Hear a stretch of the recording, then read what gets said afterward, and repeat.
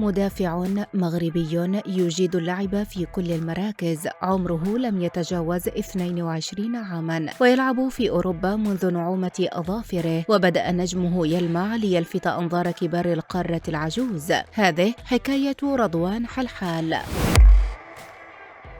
بينما يعاني المنتخب المغربي في الفترة الحالية من أزمات على المستوى الدفاعي، سواء بتراجع المستويات البدنية للأسماء التي اعتادت التواجد في صفوف المنتخب أو لكبر سنهم، فيبدو أن جيلا جديدا صاعدا يستعد لوضع أقدامه في كتيبة أسود الأطلس. رومان سايس أحد الأسماء التي قد تكون رحلتهم مع منتخب المغرب قد انتهت بعد غيابه عن أغلب مباريات بطولة كأس الأمم الإفريقية الأخيرة نتيجة الإصابة التي تعرض لها مع بداية البطولة. جواد اليميق كذلك لم ينجح في إظهار نفسه كبديل مناسب بعد إصابة آدم ماسينا الذي لعب البطولة إلى جانب نايف أكرد حتى المباراة النهائية، ولم يقدم اليميق المستوى الذي كان مطلوبا منه في هذه المباراة، والتي انتهت بخسارة المغرب لقب كأس الأمم الإفريقية أمام السنغال. وهنا يأتي دور الأسماء الشابة الجديدة، ومن بينهم رضوان حلحال الذي أجبر نادي هيلاس فيرونا الإيطالي على العمل بكل قوة لضمه خلال فترة الانتقالات الشتوية بما يملك من قدرات كبيرة وما أظهره من مستويات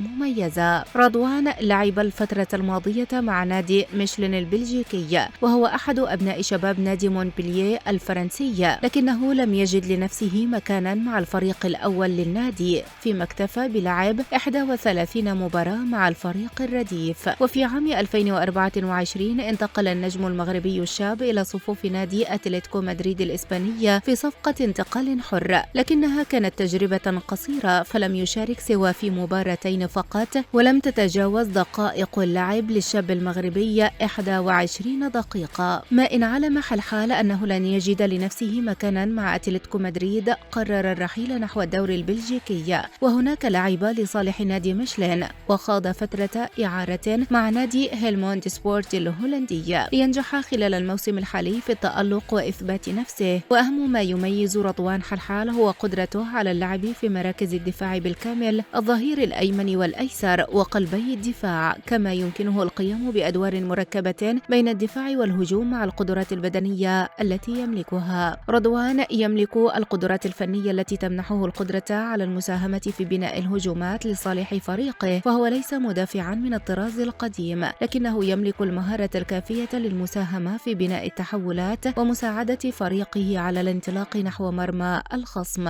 على المستوى الدولي لعب رضوان مع المنتخبات المغربية المختلفة، وخاض مباراتين فقط مع منتخب الشباب تحت 23 عاما، لكنه يملك كذلك الجنسية الفرنسية.